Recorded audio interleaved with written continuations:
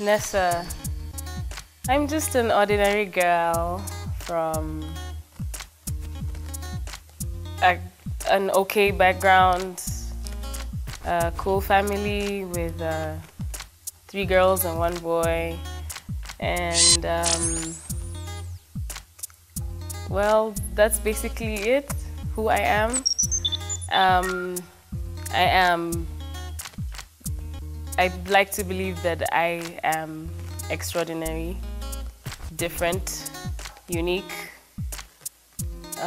straightforward. I don't like liars or pretenders. Therefore, I try my best not to lie or pretend. And yeah.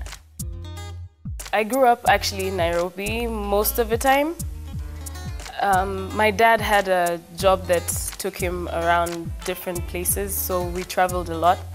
But at the age of 9, we were taken to a boarding school, me and my sisters and my brother, as the youngest boarders in Brookhouse. Yeah, and then that's when we now started like having a stable, this is where we are kind of life. Yeah. Brookhouse was actually what being in Brookhouse brought out my talent, because during the music class we had to perform something, or an instrument, or sing or rap, some sort of entertainment as a test. And so that's when my music teacher told me that I should really think about singing, because I was good at it, apparently. I always liked humming to tunes, listening to the radio, and then my sis would go, "Shut up!" But I'd always continue just to annoy her. And after that, I started being in a lot of the school concerts. I'd perform like solos during the choir songs, and my own performances and everything, since that was like age 9. Yeah. When I first met Provoke, I was so set into the neo-soul style, but the kind of stuff that he does is he knows, the thing about him is he can tell which style that your voice is best suited for. And then that means that it brings out all your strengths. So everything that he does is innovative. It wouldn't particularly sound like anyone else, but it would sound definitely hot. Yes, I write my own music. There are very many people who actually influence how I write and how my music comes out, and that's the people I work with, Bumsy and Lyra, Provoke. Working with them actually brings out, it's like they motivate you. So sometimes when you write something and they think, no, you can do better than that, it actually makes you better. And sometimes it's inspired by life experiences, sometimes stories that people tell, when you go to the salon and everyone starts gossiping. And sometimes it's a crazy night out, and sometimes I hear a good song and I just want to have one almost like it, but Nessified. I like the way that Eric Wainaina has put us out on the international market, and I like Kampmula's new sound. And internationally, I love Jill Scott. She's like, wow. And Beyonce. Of course, everybody loves Beyonce. And Miriam Makeba. I think she's like one of my biggest inspirations in terms of African artists. Yeah.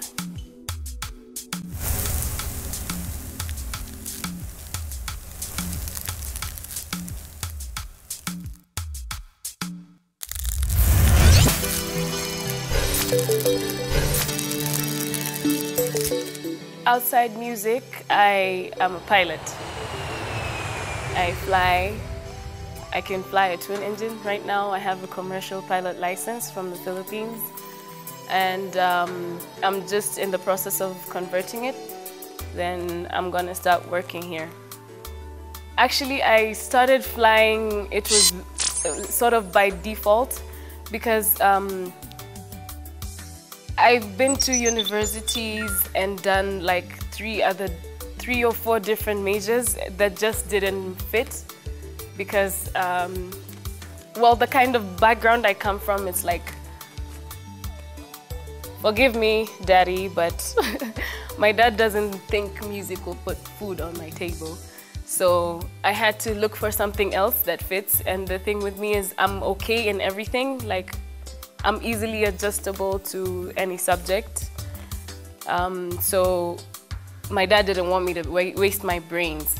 So actually I started at USIU, and I was doing business administration. I stayed there for 6 months, and my dad thought I should leave the country. And as I was applying to another school, I changed the major that I was applying for again to hospitality management. And then I got there, and 2 weeks later it was boring. So I changed my major to international tourism management. I stayed in Malaysia for about a year, and a year plus maybe 1 or 2 months. And then I came back for holidays. And then when I was supposed to be going back, I just said I don't want to go back and do the same thing again, which really, really annoyed my father, of course. And we went back to the agent, and he said, okay, so what do you want to do? And I said, I don't know. Please give me options. Think out of the box. And he gave me all the, oh, go do some technical stuff in China. I said, no, I don't want a desk job, you know, stuff like that. And I just told him, just do some, you don't have anything that's innovative, because right now I have nothing in my mind. I don't know what I want to do apart from music. And then he said that the only other option is it's a guy thing. And I'm like, okay, yeah, hit me. And then he said, okay, there's a flying school in the Philippines, and it takes this long. And I was like, ooh, flying. You know, my eyes lit up so like bubbles. And then it kind of took my dad a while to actually warm up to the idea, because it's not cheap to learn how to fly. And for me, who has been changing my mind 1,000 times, you know, but I'm glad I went to Philippines. It was like it was meant to be, because I actually love flying. It's my second love, not as much as music, but I still love flying. And I stayed there for 2 years, and I just got back like a month ago.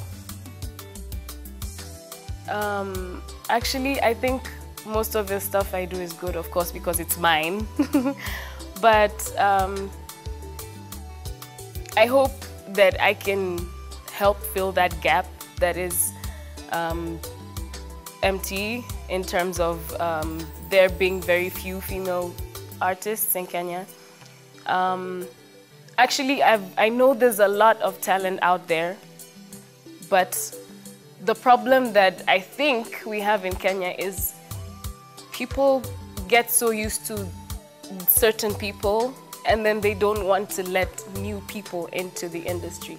So if you only know someone, that's when you'll be like, oh, there's a new song from so-and-so, just, yeah, remember the hit she did? Yeah, this one is even better. You know, even if there's someone else out there with a better song, maybe you don't know her. I think that's one problem we have. It's the distribution of the talent. It's very kidogo, it's poor. But I think right now the Kenyans are ready for that new sound, because it's always been kapuka and genge, and you know, so now that people, it's like I've noticed this even among my friends and other people that I meet who have heard my music, they say that, you know, it actually has musical element.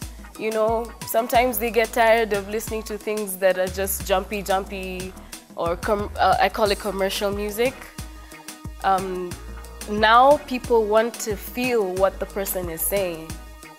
So I think we're getting there, but at a very slow pace.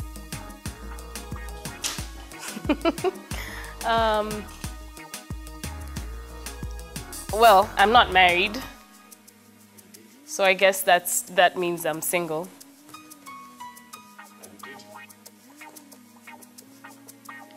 I would rather not answer that question because I know it would end up as, who am I dating? Yes, I'm dating. My new single, What I Feel, is actually, you know, we women sometimes go through that phase when you just want to have someone who cares about you, and then you finally find that person and he makes you feel happy and you just want to express yourself. Yeah, that's what the song is about. It's just expressing how the person makes you feel, how your significant other completes you. With What I Feel, it's a very sensitive, the song What I Feel, is a very sensitive genre because not everyone listens to Zouk, really, in Kenya. Maybe Tanzanians, they listen to Zouk, but in Kenya, it would take someone who has an ear to like it, but I believe it's good enough for the industry and people should like it.